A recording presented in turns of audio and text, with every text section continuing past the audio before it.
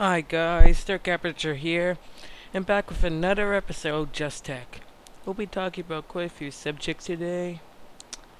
And, well, to start off, first off, you might have seen benchmarks with the iPad mini versus Nexus 7. If you've already seen them, you know the iPad mini won pretty much all of them.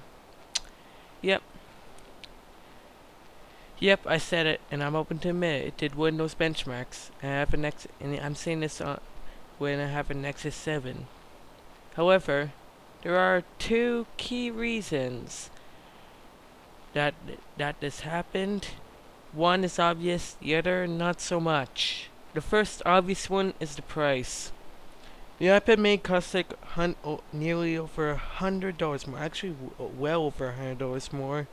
So because of this higher price, that means Apple probably spent more money making it, which means they can use slightly more powerful components. Second part is less obvious. It's in the resolutions of these devices. If you look at the iPad mini and the Nexus 7 resolutions, let me just get that up. Nexus 7 versus iPad mini specs. Let's get an image up, I'll show it to you. It'll even have the Kindle Fire HD, just cause you can. And here you are. Here's a little image I pulled up. Okay, let's look at this. The Nexus 7 has a Tegra 3 quad core. The Apple A5 is a dual core, 1 GHz, 1.3 GHz. Unfortunately, no info here. They're both 7-inch. They're both pretty much 7-inch displays. The iPad mini is actually 8-inch. It's beside the point. But the resolution. The Nexus 7 is 1280 times 800, and the iPad mini is 1024 times 768. Let's also just get out a calculator. Careful not doing the recording, because that would suck the butt. Let's first do 1280 times 800. That means the Nexus 7 has over 1 million pixels to cram. Now, let's compare this to the Mini.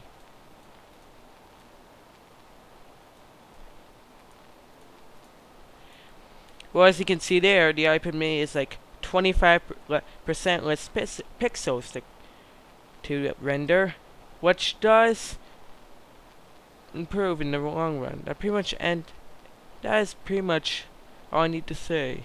That's like 250,000 less pixels that the iPad mini has to render. So the iPad mini has a lighter load than the Nexus 7, so of course it's going to deliver a better frame rate. If you throttle the Nexus 7's resolution down to that of the iPad mini, they would actually be somewhat even in benchmarks, and the only thing would be that the pricing on the iPad mini is higher. And also, the fact that there's only 16 gigabytes isn't true. I have a 32 gig Nexus 7. Okay. Well, yeah. Let's also look at the other specs while we're at it. Apparently the Kindle Fire is HD had a better battery, but it does have a Texas Instruments processor. Texas Instruments exited the chip market, and there's a very good reason why. Now, it doesn't say how much RAM there is, but I'm pretty sure I've heard it's 5 and 12 gigabytes. Nexus 7 is 1 gigabyte, so if you're handling a lot of apps at once, and just using Android in general, because one plus about iOS is that it doesn't require nearly as much RAM to run, which is why a 12 megabyte Android phone would probably run worse than the iPhone 4S or the iPhone 4 or whatever is the newest one that's 512 megabytes, because iOS doesn't require that much RAM. Next, let's go to cameras.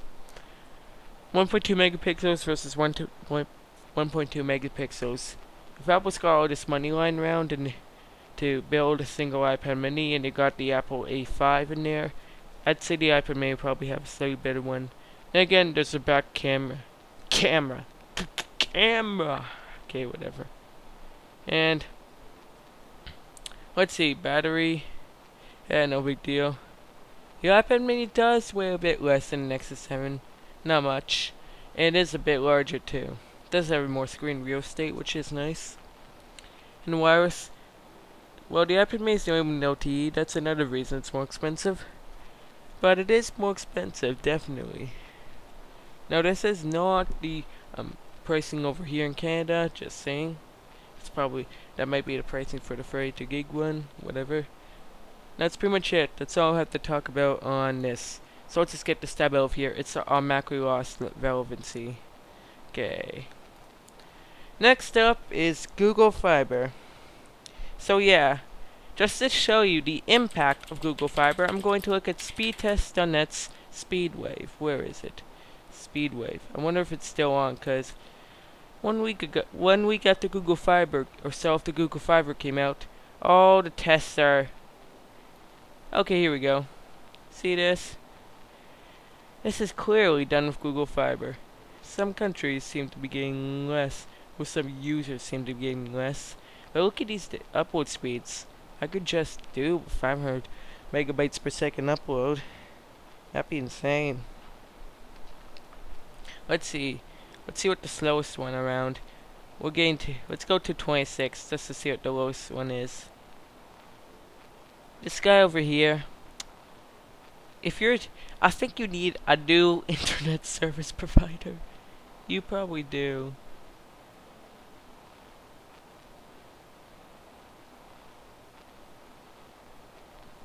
I feel for you. I feel for you, dude. You probably...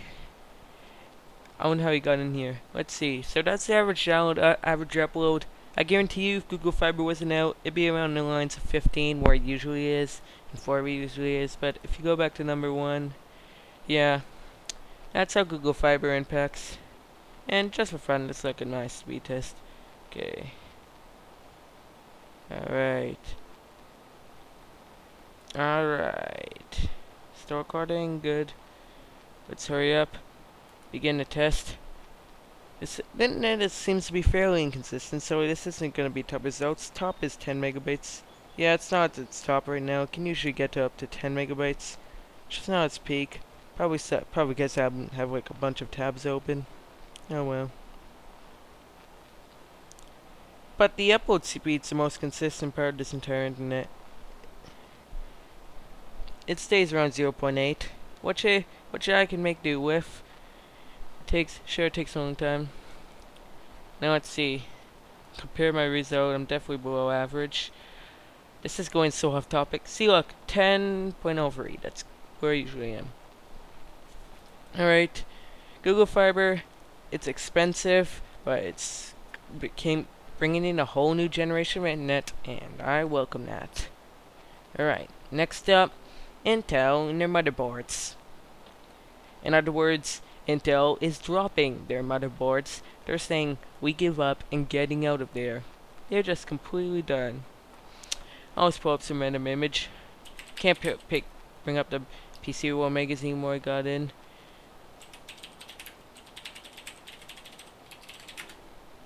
Okay. Here's one from Digital Trends. It's got a good malware score. What? Web of Trust, good plugin. Probably gonna save by a virus once from it.